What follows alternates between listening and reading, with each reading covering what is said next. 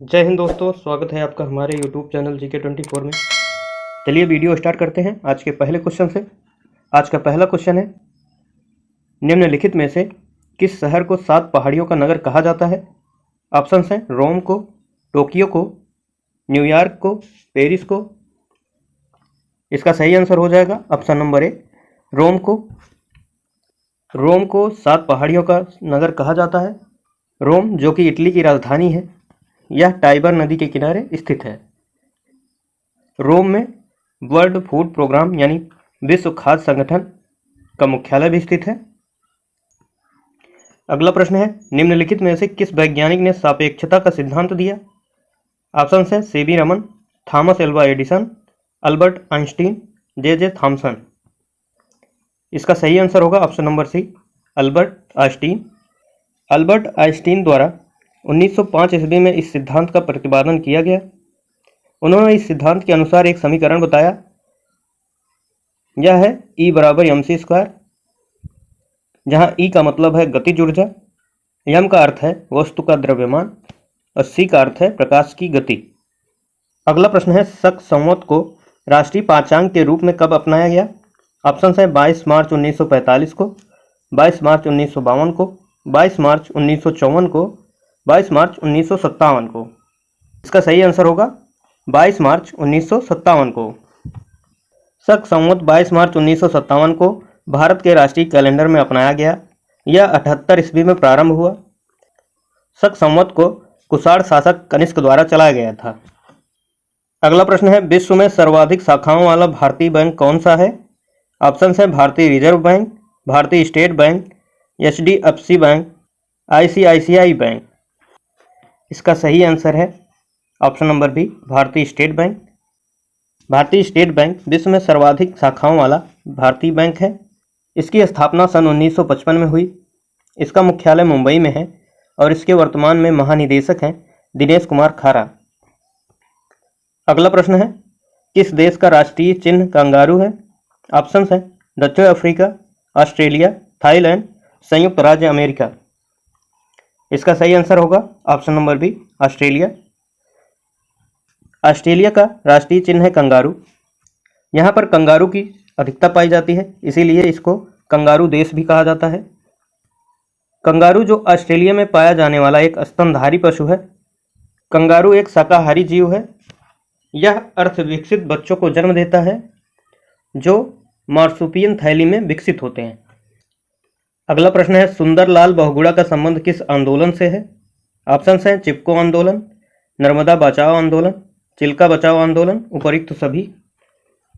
इसका सही आंसर होगा ऑप्शन नंबर ए, चिपको आंदोलन। चिपको आंदोलन की शुरुआत सन 1973 में उत्तराखंड के चमोली डिस्ट्रिक्ट से हुआ। इसे सुंदरलाल बहुगुणा द्वारा शुरू किया गया था। यह आंदोलन पेड़ों को बचाने एवं पर्यावरण की रक्षा के लिए किया गया था। इस आंदोलन में लोगों ने पेड़ों से चिपक कर उनकी रक्षा का प्रण लिया। अगला प्रश्न है, सन 1923 में स्वराज पार्टी का गठन किसने किया था? ऑप्शन हैं मोतीलाल नेहरू, लाला लाजपत राय, चित्तरंजन दास, ए और सी दोनों। इसका सही आंसर हो जाएगा ए एंड सी दोनों, ऑप्शन नंबर डी। सन 1923 ईस्वी में मोतीलाल नेहरू और चित्तरंजन दास द्वारा स्वराज पार्टी का गठन किया गया।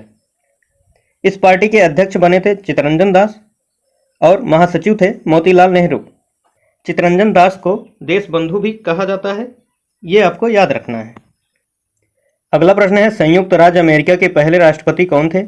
ऑप्शन हैं Barack Obama, George Washington, John Adam, Thomas Jefferson. इसका सही आंसर होगा option number B, George Washington. सन 1789 में सर्वसम्मत से जॉर्ज वाशिंगटन को अमेरिका का राष्ट्रपति बनाया गया था। इन्हीं के नाम पर यूएसए की राजधानी का नाम वाशिंगटन डीसी पड़ा था। अगला प्रश्न है, जर्मनी के एकीकरण का श्रेय किसे दिया जाता है? ऑप्शन है नेपोलियन, हिटलर, बिस्मार्क, इनमें से कोई नहीं। इसका सही आंसर होगा option number C, Bismarck. Germany के एकीकरण का श्रेय बिस्मार्क को दिया जाता है। जर्मनी के पहले चांसलर बिस्मार्क ने कई जर्मन भाषी क्षेत्रों को एकत्र करके जर्मन साम्राज्य की स्थापना की। उसी प्रकार सरदार वल्लभ भाई पटेल ने लगभग 565 रियासतों को एक करके भारत को एक राष्ट्र के रूप में निर्मित किया। इसीलिए सरदार वल्लभ भाई पटेल को भारत का बिस्मार्क कहा जाता है। अगला प्रश्न है, ईस्ट इंडिया कंपनी को सूरत में कंपनी का पहला कारखाना लगाने की इजाज़त किस मुगल बादशाह ने दी थी? ऑप्शन है जहांगीर, औरंगजेब, बहादुर शाह द्वितीय, शाहजहां। इसका सही आंसर होगा ऑप्शन नंबर ए, जहांगीर। ईस्ट इंडिया कंपनी की स्थापना सन 1600 ईस्वी में की गई थी। सन 1612 ईस्वी में जहांगीर द्वारा कारखाना लगाने की अनुमति दी गई थी। इस अनुमति को पाकर 1916 ईस्वी में ईस्ट इंडिया कंपनी द्वारा पहला औपचारिक कारखाना सूरत में लगाया गया था। अगला प्रश्न है, निम्नलिखित में से भारत का कौन सा क्षेत्र पुर्तगालियों का प्रथम व्यापारिक केंद्र था? ऑप्शन है सूरत, दिल्ली, गोवा, बंगाल। इसका सही आंसर होगा ऑप्शन नंबर सी, गोवा। 1510 ईस्वी में पुर्तगालियों ने बीजापुर के सुल्तान से गोवा जीत लिया था। तब से लेकर 1961 तक गोवा पर पुर्तगालियों का अधिकार रहा था। पुर्तगालियों ने अपना पहला व्यापारिक केंद्र गोवा में स्थापित किया था। 1961 में भारत सरकार द्वारा ऑपरेशन विजय चला करके गोवा को पुर्तगालियों से मुक्त कराया गया था। अगला प्रश्न है, 2011 की जनगणना के अनुसार अरुणाचल प्रदेश का जनसंख्या घनत्व कितना है? ऑप्शन है 17 व्यक्ति प्रति वर्ग किलोमीटर, 25 व्यक्ति प्रति वर्ग किलोमीटर, 382 व्यक्ति प्रति वर्ग किलोमीटर, 400 व्यक्ति प्रति वर्ग किलोमीटर। इसका सही आंसर होगा 17 व्यक्ति प्रति वर्ग kilometre, option number A. Arunachal Pradesh की जनसंख्या घनत्व सबसे कम है। अरुणाचल प्रदेश में 1 वर्ग किलोमीटर में 17 व्यक्तियों की जनसंख्या है, जबकि सबसे अधिक जनसंख्या घनत्व वाला राज्य है बिहार। 2011 की जनगणना के अनुसार भारत की जनसंख्या घनत्व है 382 व्यक्ति प्रति वर्ग किलोमीटर, यानी कि 1 वर्ग किलोमीटर में 382 व्यक्तियों की जनसंख्या निवास करती है। अगला प्रश्न है, हर्षचरित और कादंबरी किसकी रचना है? ऑप्शन है पाणिनि, मुंशी प्रेमचंद, बाणभट्ट, मेगस्थनीज। इसका सही आंसर होगा Banabhatta, option number C. Harshacharita और कादंबरी की रचना बाणभट्ट द्वारा की गई है। बाणभट्ट जो पुष्यभूति वंश के राजा हर्षवर्धन के दरबारी कवि थे। हर्षवर्धन भी स्वयं एक विद्वान था। उसकी 3 प्रमुख रचनाएं हैं, रत्नावली, नागानंद, प्रियदर्शिका। अगला प्रश्न है, पेंसिल की लीड किस तत्व की बनी होती है? ऑप्शन है सिलिकॉन, ग्रेफाइट, हीरा, एल्यूमिनियम। इसका सही आंसर होगा graphite, option number B. Pencil की लीड ग्रेफाइट की बनी होती है। पेंसिल के अंदर जो काला पदार्थ हमको दिखाई देता है वो ग्रेफाइट ही होता है। ग्रेफाइट कार्बन का एक अपर रूप है। यह विद्युत का सुचालक होता है। हीरा जो कि कार्बन का ही एक अपर रूप है, यह विद्युत का कुचालक होता है। अगला है, भारत की संविधान सभा की पहली बैठक हुई थी। ऑप्शन है 6 दिसंबर 1946 को, 6 दिसंबर 1942 को, 9 दिसंबर 1946 को, 15 अगस्त 1947 को। इसका सही आंसर होगा ऑप्शन नंबर सी, 9 दिसंबर 1946 को। भारत की संविधान सभा की पहली बैठक 9 दिसंबर 1946 को हुई। इसमें अस्थायी अध्यक्ष के रूप में डॉक्टर सच्चिदानंद सिन्हा को चुना गया था। इसके 2 दिन बाद 11 दिसंबर 1946 को इसमें अस्थायी अध्यक्ष डॉक्टर राजेंद्र प्रसाद जी को बनाया गया। अगला प्रश्न है, रिवर्स फ्लिक का संबंध निम्नलिखित में से किस खेल से है? ऑप्शन है क्रिकेट, पोलो, हॉकी, बैडमिंटन। इसका सही आंसर होगा option number C, hockey. Reverse flick इसका संबंध है हॉकी से।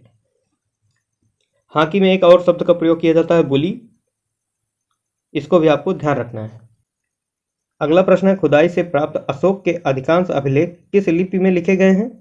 ऑप्शन है ब्राह्मी, ग्रीक, पाली, खरोष्टी। इसका सही आंसर होगा ब्राह्मी, ऑप्शन नंबर ए। मौर्य राजवंश के कुल 33 अभिलेख प्राप्त हुए थे, जिन्हें सम्राट अशोक द्वारा लिखवाया गया था। ये अफगानिस्तान, भारत, पाकिस्तान, बांग्लादेश, नेपाल आदि स्थानों से प्राप्त हुए थे। इनमें से अधिकतर ब्राह्मी में व अन्य खरोष्टी अरमाइक में उत्कीर्ण करवाए गए। अगला प्रश्न है, शुष्क सेल में क्या पाया जाता है? ऑप्शन है ammonium sulphate, ammonium chloride, sodium sulphate, barium chloride. इसका सही आंसर होगा ammonium chloride, option number B. शुष्क सेल में अमोनियम क्लोराइड पाया जाता है। शुष्क सेल जो एक प्रकार का विद्युत रासायनिक सेल है। इसका प्रयोग रेडियो, टॉर्च आदि में किया जाता है। अगला प्रश्न है, मानस राष्ट्रीय उद्यान किस भारतीय राज्य में स्थित है? ऑप्शन है पश्चिम बंगाल, उत्तर प्रदेश, असम, नागालैंड। इसका सही आंसर होगा असम, ऑप्शन नंबर सी। मानस राष्ट्रीय उद्यान जो असम में स्थित है। मानस के अलावा असम में नामेरी, ओरांग, काजीरंगा, डिब्रू सैखोवा, रायमोना, देहिंग पटकाई आदि राष्ट्रीय उद्यान भी स्थित है। अगला प्रश्न है, विश्व का सबसे बड़ा डाक तंत्र किस देश का है? ऑप्शन है संयुक्त राज्य अमेरिका, चीन, नेपाल, भारत। इसका सही आंसर होगा भारत, ऑप्शन नंबर डी। विश्व का सबसे बड़ा डाक तंत्र भारत का है। लॉर्ड डलहौजी के समय 1854 ईस्वी में भारत में पोस्ट ऑफिस की शुरुआत हुई थी। 2004 ईस्वी में इसकी 150वीं जयंती मनाई गई थी। अगला प्रश्न है, गंधक के साथ रबड़ को गर्म करने की क्रिया क्या कहलाती है? ऑप्शन है वाष्पीकरण, वल्कनीकरण, अवसादन या संलेपन। इसका सही आंसर होगा ऑप्शन नंबर बी, वल्कनीकरण। गंधक को सल्फर के नाम से भी जाना जाता है। वल्कनीकरण में रबड़ को सल्फर यानी गंधक के साथ मिलाकर 140 डिग्री सेल्सियस पर 4 से 5 घंटे तक गर्म किया जाता है। इस वल्कनीकृत रबड़ का उपयोग वाहनों के टायर बनाने, ट्यूब बनाने में, रबड़ बैंड, फुटवियर और गुब्बारे इत्यादि बनाने के लिए किया जाता है। अगला प्रश्न है, जवाहरलाल नेहरू के नेतृत्व में भारत में अंतरिम सरकार का गठन कब हुआ? ऑप्शन हैं सितंबर 1946 में, सितंबर 1947 में, सितंबर 1948 में, सितंबर 1949 में। इसका सही आंसर होगा सितंबर 1946, ऑप्शन नंबर ए। 2 सितंबर 1946 को संविधान सभा द्वारा भारत की अंतरिम सरकार का गठन किया गया।